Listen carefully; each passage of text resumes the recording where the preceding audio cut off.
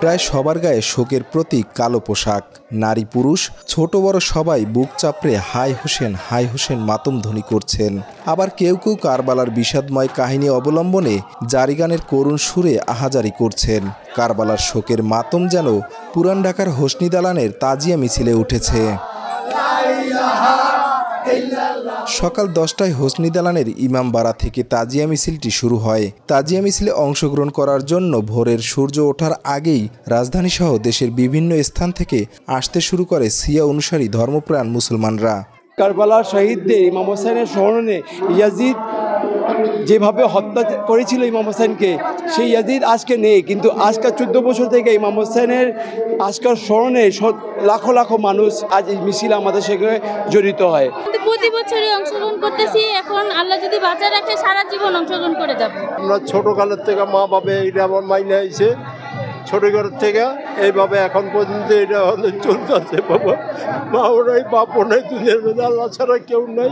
ইমাম হুসাইনের উসিলায় এবং হযরত মুহাম্মদ সাল্লাল্লাহু আলাইহি ওয়াসাল্লাম, মা ফাতেমা জোহরা, ইমাম হাসান হুসাইনের উসিলায় দেশের মঙ্গল করুক, দেশের মানুষের মঙ্গল করুক, সবকিছু ভালো করুক। ইসলামে আমাদের চেতনা মাওলা হুসাইন যে ইসলাম জিন্দাবাদ করেছিলেন, নিয়ে আমাদের চাওয়া আল্লাহর কাছে তার রহমতের নামে আমাদেরকে আল্লাহ রহমত দান। এটি হোসেন ইমামবাড়া থেকে বের হয়ে বক্সিবাজার হয়ে কলপাড় হয়ে লালবাগ খরনাথ ঘোষ, লালবাগ রয়্যাল হোটেল সামনে থেকে আজিমপুর ইয়াতিমখানা হয়ে ইডেন, তারপর নীলক্ষেত হয়ে ঢাকা কলেজ, সিটি কলেজ হয়ে ধানমন্ডি 2 নম্বর বিজেপি গেটের উল্টো দিকে শেষ হয়। কালো লাল সবুজের নিশান উড়িয়ে কারবালার শোকের মাতম তুলে খালি পায়ে হাজার হাজার মানুষ অংশ নেন এই মিছিলে। বুক চাপড়ে হাই হোসেন কান্নার মাতম ধ্বনি তুলে বক্সিবাজার, উর্দু রোড, লালবাগ চৌরাস্তা, ঘোড়া শহীদের মাজার, আজিমপুর, নিউ মার্কেট হয়ে ধানমন্ডির 2 নং রোডের লেকপারে অবস্থিত কারবালার প্রান্তের দিকে মিছিলটি এগিয়ে যায়। মিছিলে কেউ বা এগোচ্ছেন নওহা পড়তে পড়তে, কেউ বা বাদ্য বাজাতে বাজাতে। সব মিলিয়ে শোকের আবহ ছড়িয়ে পড়ে রাজপথে। বাদ্যযন্ত্র বাজিয়ে চিৎকার করে মিছিলে যাওয়ার সময় পথের দুপাশে ছিল উৎসুক জনতার ভিড়।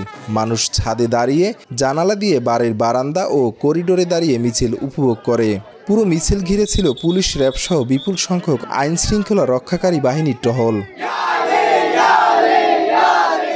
মিছিলের প্রথম অংশে 2টি কালো গম্বুজ বহন করা হয়েছে বিবি ফাতেমাকে স্মরণ করে।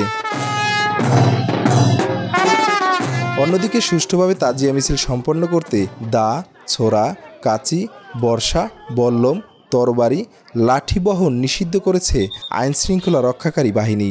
একই সঙ্গে আতশবাজি ও পটকা ফোটানো নিষিদ্ধ ঘোষণা করা হয়েছে।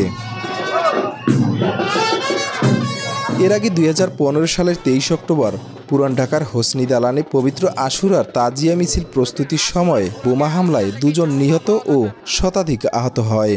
ওই হামলার পর থেকে প্রতি বছর আশুরার সময় সর্বোচ্চ সতর্কতা নেয় আইন শৃঙ্খলা রক্ষাকারী বাহিনী।